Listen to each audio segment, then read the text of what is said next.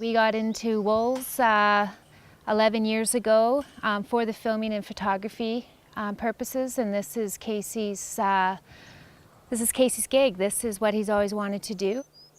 We've done a little bit of movie work, a few documentaries, but basically I don't pursue Hollywood. We're now more into the educational aspect.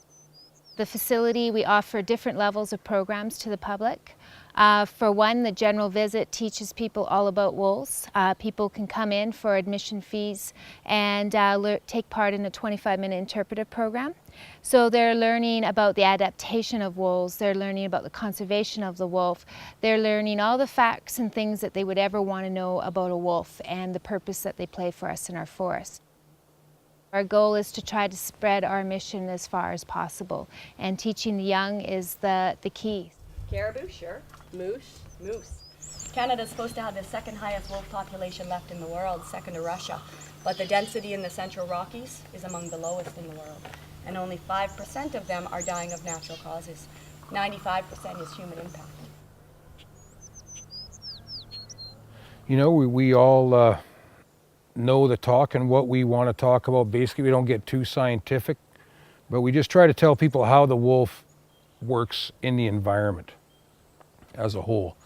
And we use Yellowstone and Banff National Parks as examples. The whole facility is based on conservation. We're taking other people's facts and knowledge and getting it out into the public. A lot of times it's very hard to get information from the government, and a lot of people don't understand the role that the wolf plays and the need that it is in our forests. They are doing more for advocacy and getting the information out there than anywhere else around the country. When they were puppies, like we've had all of them since they were 5 or 6 weeks old, but Wiley we got when he was 9 days old.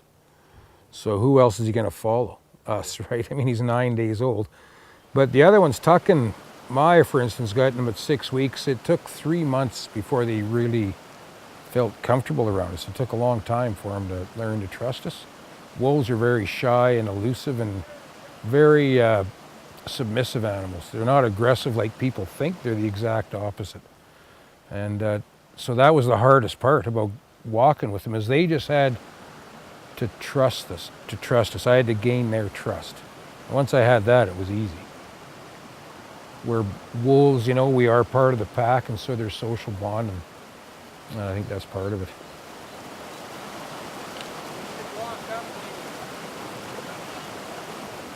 I didn't mean for it to happen, but really I think this is the only place in the world that the general public can just go for a walk with a wolf in its natural habitat without a leash on it or any fences. The wolf is basically entirely free. We are in full and complete wolf terms. It's not going to be our choices of what's going to happen. It's going to be all up to Maya.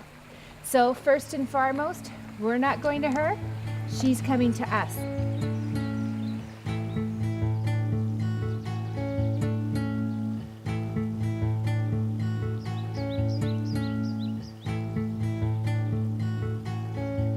Well, for a few decades at least, different small groups, just like ours here at the Wolf Center, have been advocating towards wolf conservation, trying to get public the message that wolves are not protected in this country, that they are treated as vermin. Hunting regulations are very lax, but even so, the biggest threat to wolves and most wildlife is still habitat fragmentation and loss.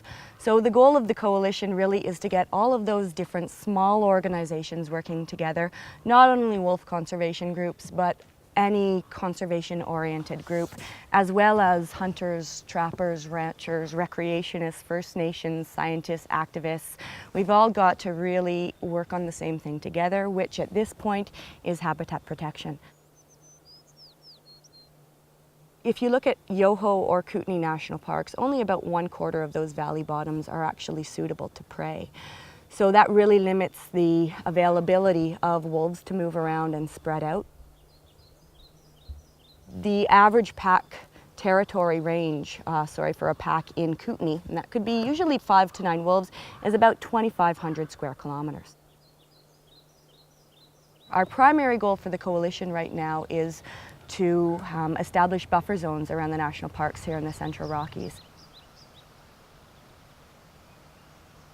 The buffer zones requested would be 200 kilometers periphery around each national park in the Central Rockies, where you cannot hunt, bait, trap, chase, poison, or kill wolves. With the national parks, we're asking to limit the use of recreational motorized vehicles. So no sleds, no quads, no ATVs. The last thing that we are asking within the buffer zones is to restrict any major recreational development or resource extraction. If we are going to continue with those practices, then at the very least we need to enforce more strict land stewardship policies. So deactivating roads when they're no longer in use, completely excavating one site before we open up another one. There certainly are better ways that we can be responsible towards the land that we are sharing with the wildlife in the national parks and around them.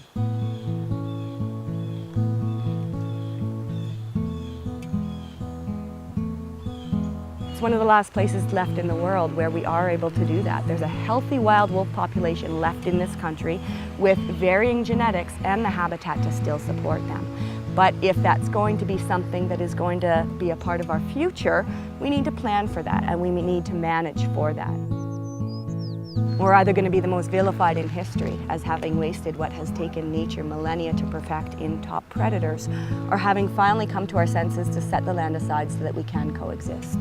There certainly is a moral and ethical issue, but intelligence is teaching us we need biodiversity if we want clean air, clean water, and food to eat. So the coalition and the buffer zones are all for wolves, but in protecting wolves, we're also aiming to protect all of wildlife and the biodiversity in Canada as well. You know, going to get probably 25,000 people here this year that we're creating awareness, and you know, I think we are changing people's minds, so yeah, it's been a good thing.